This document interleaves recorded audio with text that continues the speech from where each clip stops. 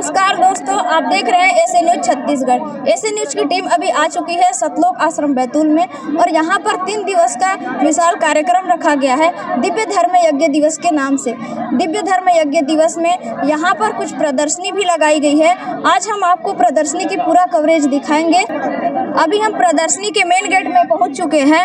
अभी तक हम जितने भी प्रदर्शनी देखते आए हैं, जैसे कि स्वतंत्रता दिवस हो गया, गणतंत्रता दिवस हो गया, या फिर स्कूलों में जो म्यूजियम दिखाई जाती है वहाँ पर जो वीर जवान है उन लोगों के बारे में बताई जाती है, लेकिन यहाँ पर कुछ अलग प्रकार की प्रदर्शनियाँ लगी हुई है। ये जो प्रदर्शनी लगी है इसमें ये बताना चाह रहे हैं कि कबीर परमेश्वर जी बंदी छोड़ को बदनाम करके काशी से भगाने के लिए हिंदू साधु संतों के साथ मिलकर काशी नगर में 3 दिवसीय विशाल भंडारे के झूठे निमंत्रण पत्र डलवाने का षड्यंत्र रचते हुए दिल्ली के बादशाह सिकंदर लोधी पीर के शेख तकी धर्मगुरु हैं जो कि झूठी पर चिट्ठी बंटवाने के लिए षड्यंत्र रच रहे हैं। सिकंदर लोधी दिल्ली के बादशाह हैं, वहाँ इनके पास ये पत्र पहुँचा है और ये शेख तकी पीर हैं उनको पढ़ करके सुना रहे हैं कि आप जी को सूचित किया जाता है कि काशी के सेठ कबीर पुत्र नूर अली अंसारी जुलाहाबारी कॉलोनी काशी शहर में कार्तिक महीने की शुक्ल पक्ष चतुर्दशी से मार्ग शीर्ष कृष्ण पक्ष एकम तक विक्रमी संबंध 1570 को 3 दिन का विशाल भंडारा करेंगे, जिसमें सर्व साधु संत तथा आम जनमानस आमंत्रित हैं। सेठ कबीर जी प्रतिदिन भोजन करने वाले को प्रत्येक बार एक दोहर, एक स्वर्ण मोहर जो मोहर और सूखा सीधा भी दान करेंगे। भोजन में सभी प्रकार के मिष्ठान व व्यंजन परोसे जाएंगे।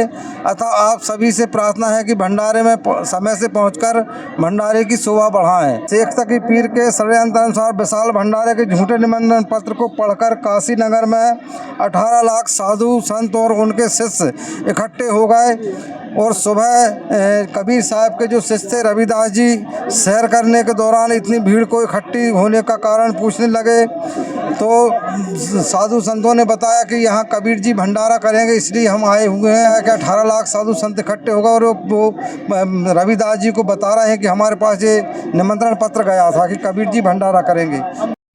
रविदास जी जो कि कबीर साहब के शिष्य थे, रविदास जी ने जाकर के कबीर साहब को बताया कि बहुत जनता इकट्ठी हो गई है, 18 लाख से साधु संत इकट्ठे हो गए हैं जो कि बता रहे हैं कि कबीर जी भंडारा करेंगे। तो कबीर साहब जी ने ऐसी लीला की कि सतलोक से 9 लाख बैलों के ऊपर, जो कि बिना सींग वाले बैल जो इस प्रदर्शनी में दिखाई दे रहे हैं, जो कि सतलोक से सीधा सामान भर करके लड्डू जलेबी मोहन भोजन लाए टेंट तान दिए गए थे और टेंट के पीछे एक सतलोक से एक जल की धारा आ रही है जो कि घड़ों में जल भर रहा है और सभी सेवादार भर करके घड़ों में जल को साधु संतों में बांट रहे हैं। सतलोक से जो भोजन आया यहाँ सब साधु संत लोग बैठ कर के भोजन भंडारा पा रहे हैं। सभी सेवादार लोग लड्डू जलेबी परोस रहे हैं और सब बड़े चाव से मोहन भोजन जो सतलोक से आया है, सभी साधु संत जो 18 लाख की संख्या में इकट्ठे हो गए थे, सभी बैठ कर के यहाँ भंडारा पा रहे हैं।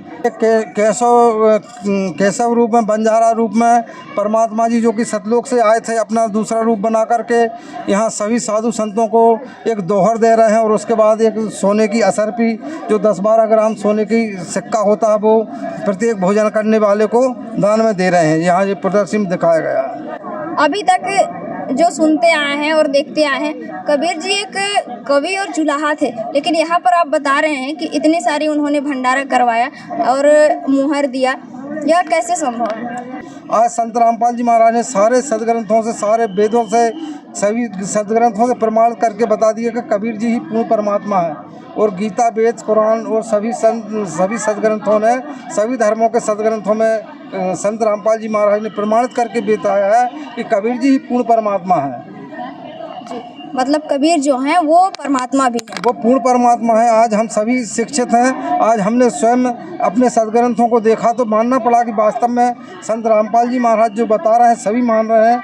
सभी धर्म ग्रंथों के सभी धर्मों के लोग यहाँ आश्रम में आते हैं और जो सदग्रंथों को देखते हैं तो देख करके प्रमाणों को वो मानते हैं कि हाँ वास्तव में कबीर जी ही पूर्ण परमात्मा है। में भी लड्डू जलेबी और बर्फी जो आप भंडारा बता रहे हैं कराई जा रही है? हाँ जी, ये 3 दिन का खुला भंडारा है। इसमें लड्डू जलेबी और पूड़ी सब्जी सभी व्यंजन तैयार हैं। यहाँ सब गर्मा गर्म भंडारा भोजन चल रहा है। ये 3 दिन का खुला भंडारा इसी दिव्य धर्म यज्ञ के उपलक्ष्य में यहाँ संत रामपाल जी महाराज के सानिध्य में ये 3 दिन 14, 15 और 16 तारीख तक चलेगा ये भंडारा। आखिर इतनी महंगाई में इतनी सारी आइटम बनवाना और इतनी भीड़ को खिलाना आखिर कैसे संभव है? हाँ, यहाँ भीड़ का कोई अनुमान नहीं लगा सकते। यहाँ कितने, वहाँ तो अनुमान था कि 18 लाख थे, यहाँ तो कोई गिनती नहीं है कि कितने लाख लोग यहाँ भंडारा पाएंगे।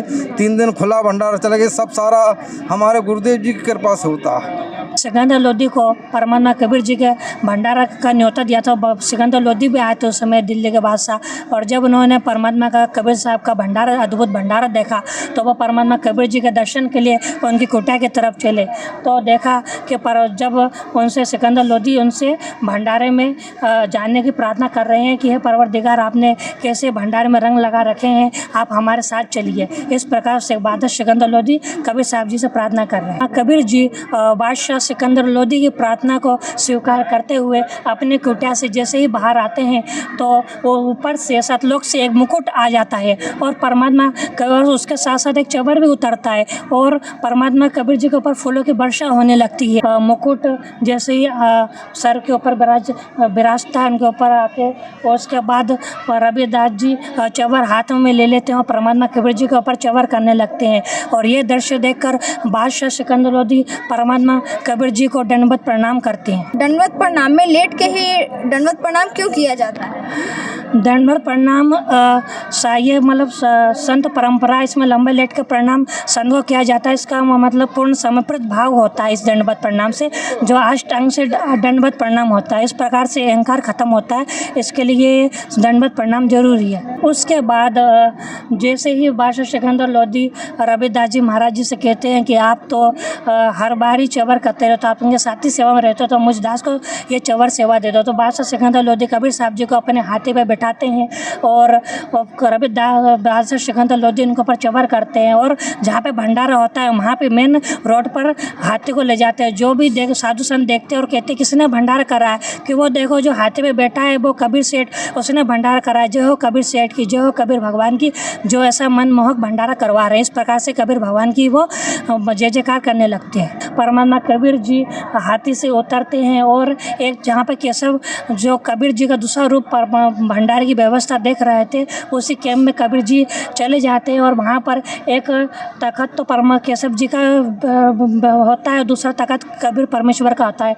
कबीर साहब जाके बैठ जाते हैं और इस प्रकार साधु संतों को सभी बुलाकर वहाँ पर ज्ञान सत्संग करने लगते हैं और कबीर भगवान उन्हें समझाते हैं कि मैं आपके लिए आया हूँ, ये मेरे बच्चे हैं। केशव, आप मेरे दर्द को नहीं समझ सकते, मैं अपने बच्चों के लिए, मेरे पीछे मार हो रही, मैं अपने बच्चों को अच्छा बनाने के लिए यहाँ पे गुंडा करा रहा हूँ।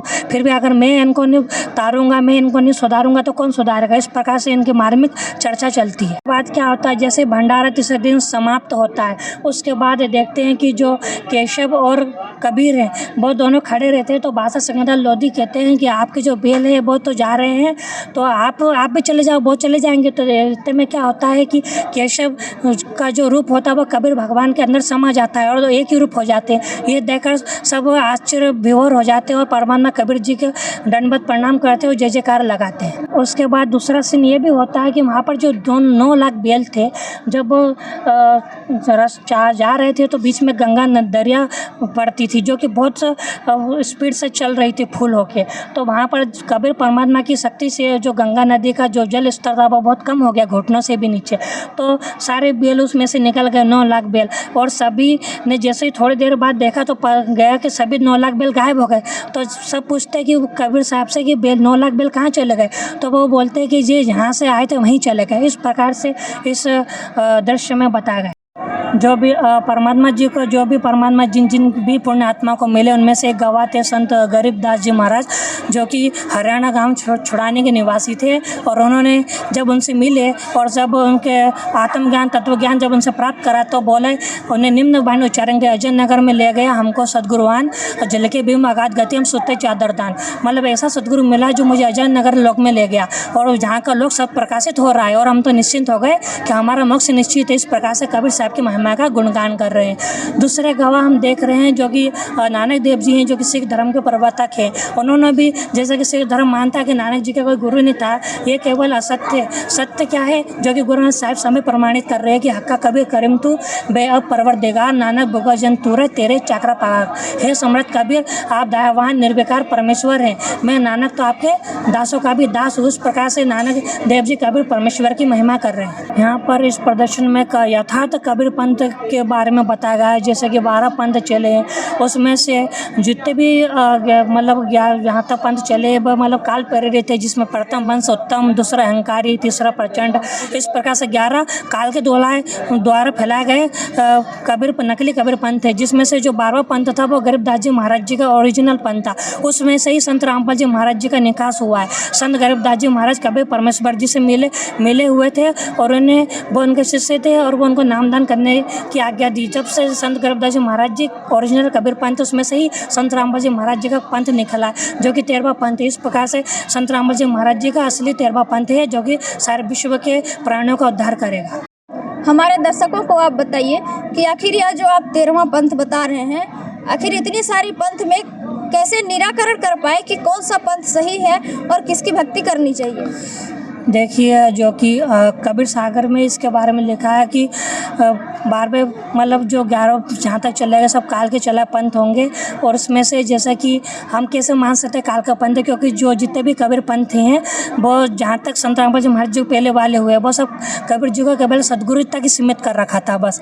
और यहाँ संत रामपाल जी महाराज जी ने वेद शास्त्रों से सभी शास्त्रों प्रमाणित कर दिया कि कबीर पूर्ण परमात्मा है। दूसरी बात, वो जो नकली कबीर पंथी हैं उनके पास यथार्थ मंत्र नहीं है और संत रामपाल जी महाराज जी के पास पूरे प्रमाणित प्रूफ के साथ मंत्र हैं। उनके सतनाम का भी नहीं पता उन कबीर पंथ को। और संत रामपाल जी महाराज जी ने कहा कि जो 2 अक्षर का भेद बताएगा वो पूरा गुरु होगा। तो संत रामपाल जी महाराज जी पूरा गुरु है, जिन्होंने 2 अक्षर का भेद और सतनाम की वास्तविकता बताई है।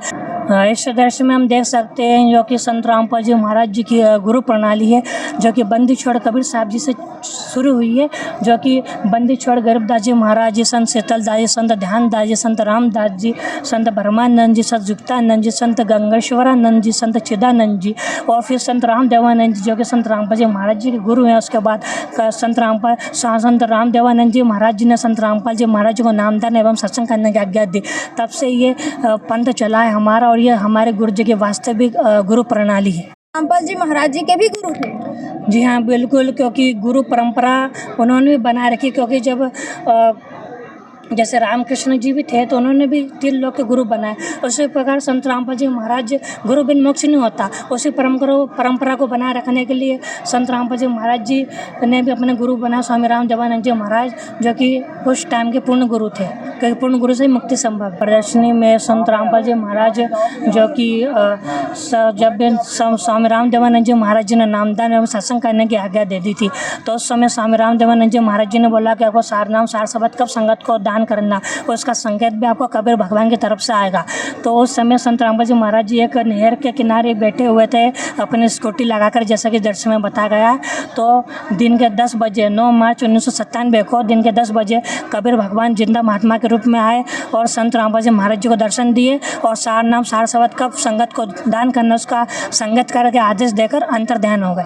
वाह फैली हुई है कि जो संत रामपाल जी महाराज हैं वो किसी कारण से उनको नौकरी से निकाल दिया गया। निकाला नहीं गया उनको, उन्होंने रिज़ाइन दिया था, वो एक्सेप्ट हुआ है, उसका लेटर है ये। हमारे गुरु जूनियर इंजीनियर के पद पे पदस्थ थे इरिगेशन डिपार्टमेंट में, मतलब सिंचाई विभाग में।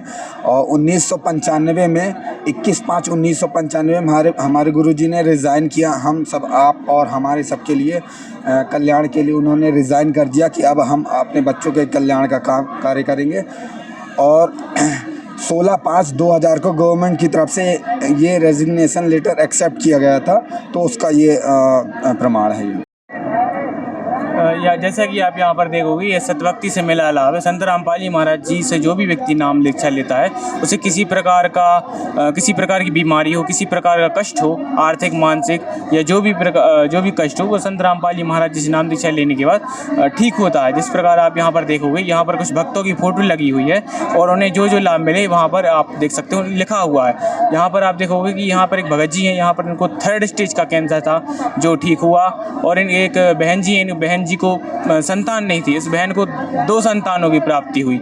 इसी प्रकार ये सिर्फ एक दिखाने मात्र के लिए है कि इस परमात्मा से नाम दीक्षा लेने के बाद इस प्रकार के लाभ होते हैं। आप बताइए कि यहाँ पर जो प्रदर्शनी आप देखने आए, आप प्रदर्शनी देखने से आपको कैसा लगा, क्या अनुभव रहा? मुझे इस प्रदर्शनी से बहुत अच्छा लगा, क्योंकि मैंने ऐसी प्रदर्शनी भारत में पहली बार देखी जो कि धर्म गुरुओं के बारे में और परमात्मा के बारे में दिखाया जा रहा है। उनके साथ कैसे कैसे अत्याचार हुए, उनको बदनाम करने की ऐसी साजिश रची गई, और बड़े बड़े ग्रंथों में उन्होंने जो ज्ञान रचा, जो दृश्यों के माध्यम से समझाया जा रहा है, ताकि पब्लिक एक साधारण रूप से समझ सके कि परमात्मा जब यहाँ पर धरती पे आए तो कैसे कैसे उनका जीवन चरित्र गुजरा, किन किन लोगों से मिले, क्या क्या कार्य किए, सारी दृश्य यहाँ दर्शाए जा रहे हैं इसमें।